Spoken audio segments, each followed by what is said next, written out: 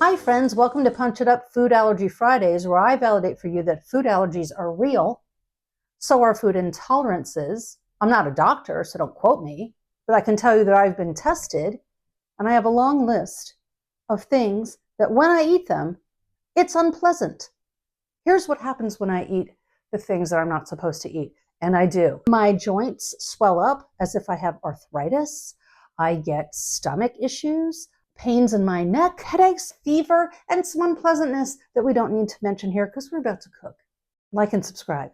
I also have a heightened sensitivity to lectins, which are present in any fruit or vegetable that has seeds on the inside. Let that sink in. My doctor suggested that one way to combat this would be to cook more at home instead of eating out, ordering in, or getting something prepackaged. And I was like, okay, except that when I started doing that, so many recipes have things in it that I should not be eating. So I've had to adjust every recipe to suit my intolerances, which is hard. And I have varying levels of success. But the successes I do have, I'm going to share with you. Now today, I'm going to be cooking Whole30 Butter Chicken, which is a healthy twist on the popular Indian curry dish called butter chicken, which I found on the interweb. Now this particular recipe is pretty good for me because I can eat most things. I'm not supposed to eat tomatoes because they have seeds on the inside, but I do pretty well with tomato paste, which is on here, so I think I'll be okay. Also, I don't use ghee, G-H-E-E, ghee, because it's too ding-dong expensive. Thanks, I'll use butter. I don't know if I have ginger, but I also don't like ginger, so I don't care. Let's do this. I got my comedy reading glasses on. Dice the onion and garlic, cook it over low heat, while I then slice the chicken.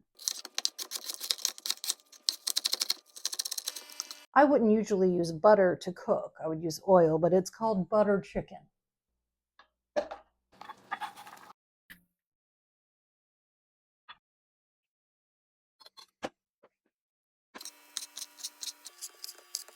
.5 teaspoons of turmeric, teaspoon of ginger, which I don't have, but I found this old grated ginger. It might just break a tooth. Teaspoon of chili powder, half a teaspoon of cinnamon. Oh, I'm making noise. Teaspoon of salt. I'm using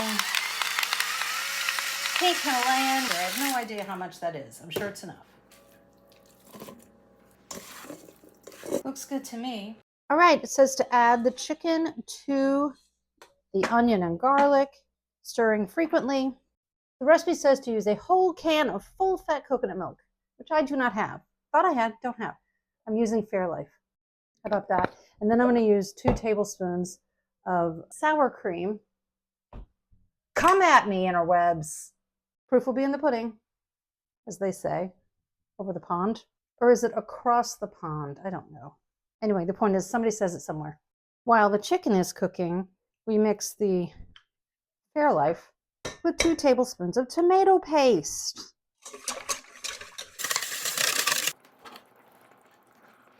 Simmer for 10 minutes. Time for timer. If you're not a Gen X or an elder millennial, you're going to need to look up time for timer. You'll enjoy it. Time for timer. To thicken the sauce, which we need to do because we didn't use coconut milk. Here we go. Combine arrowroot starch and water in a small bowl. Half a tablespoon of arrowroot, 1/4 cup of water. Baby whisk. Mixing in the arrowroot vigorously. All right, put the chicken back in. Doesn't matter what brand, but I am going to be serving this with cauliflower rice. I can't do rice. It's on my list. You saw it. Okay, moment of truth. The roommate's going to help me. Hey, friends. All right, here we go. Ready? Yeah.